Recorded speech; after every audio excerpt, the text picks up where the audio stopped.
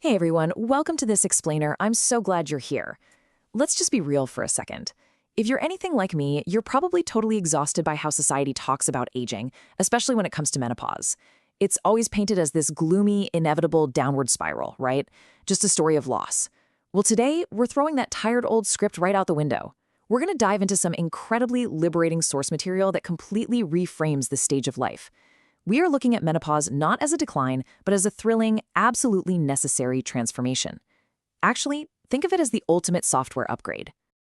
Okay, let's jump straight into the anchor of today's explainer.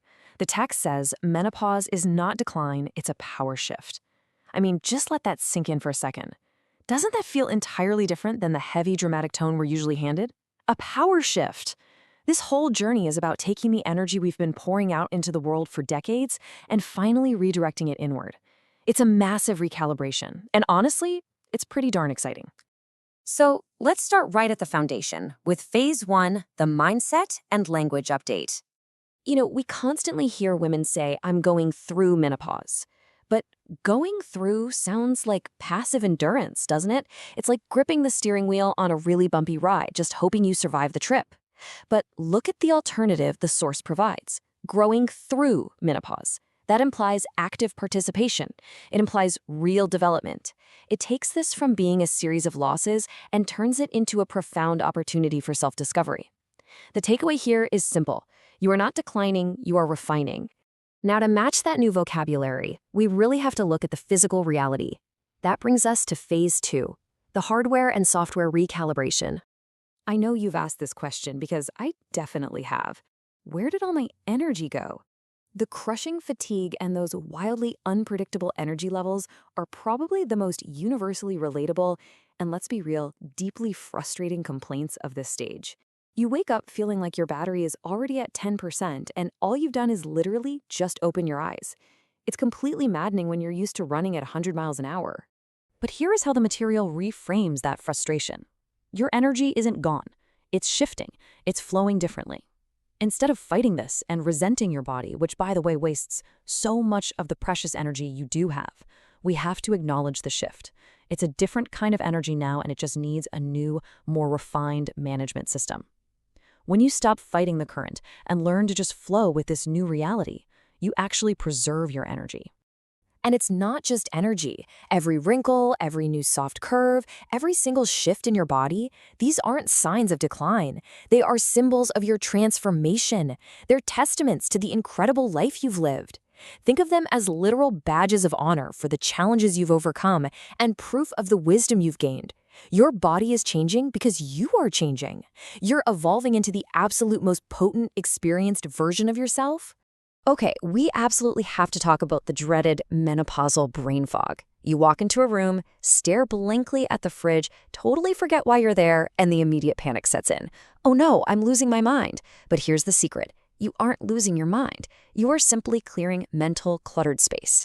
Let me explain exactly what that means. Your brain is a super powerful tool, and right now, it's undergoing a massive software upgrade.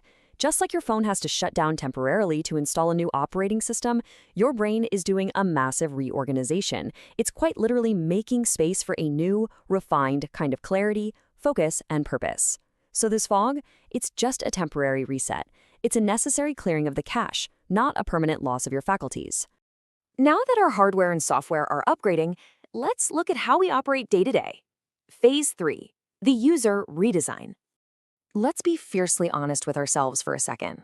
For decades, so many of us have put absolutely everyone else first.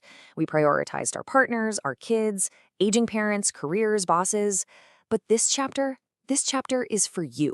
It's time to fiercely prioritize your peace, your purpose, and your pleasure. Rediscover what brings you genuine joy.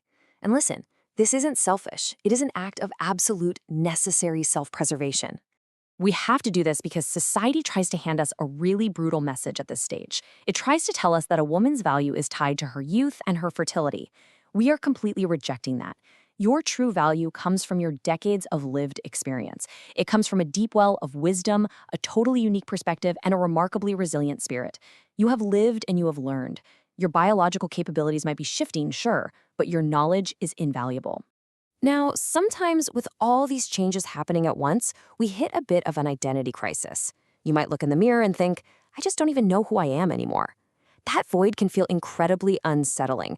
But what our source material beautifully points out is that this feeling is actually a space of profound rediscovery. We need to embrace it as a sacred, fertile space. It's your chance to finally shed all those old versions of yourself that simply don't fit you anymore. And this builds into an incredible sense of freedom. When you don't know exactly who you are or where you're going, it means the path isn't clear. And if the path isn't clear, well, you get to create it yourself. Menopause gives you full permission to throw out the old culturally prescribed map for what postmenopausal life is supposed to look like. There is so much freedom and sheer joy in that uncertainty because your second act is entirely of your own design. So how do you navigate this brand new path?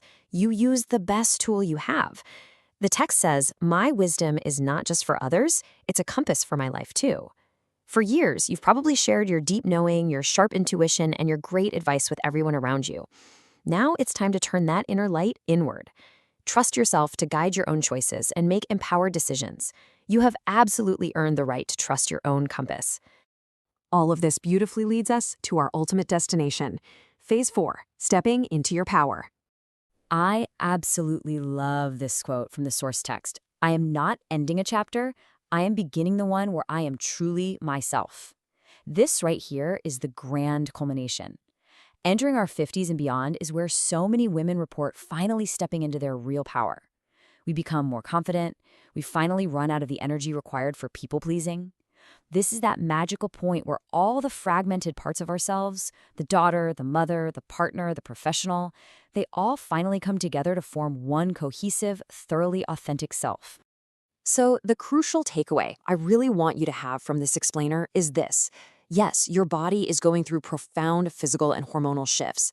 Yes, your mind is undergoing a massive reorganization. But it's only logical that your mindset needs a powerful recalibration to match it. This chapter is fundamentally not about what you're losing. It is about what you are gaining. And what you're gaining is profound, unapologetic personal power. We're going to wrap up on this final thought. You've rewritten the script, you've changed the lens, you've honored the potent woman you're becoming. This isn't the end of the story at all. It's the exact moment where it truly becomes your story. So the only question left to ask yourself is, are you ready? Thank you so much for joining me for this explainer. Keep growing, keep trusting that compass, and I'll see you next time.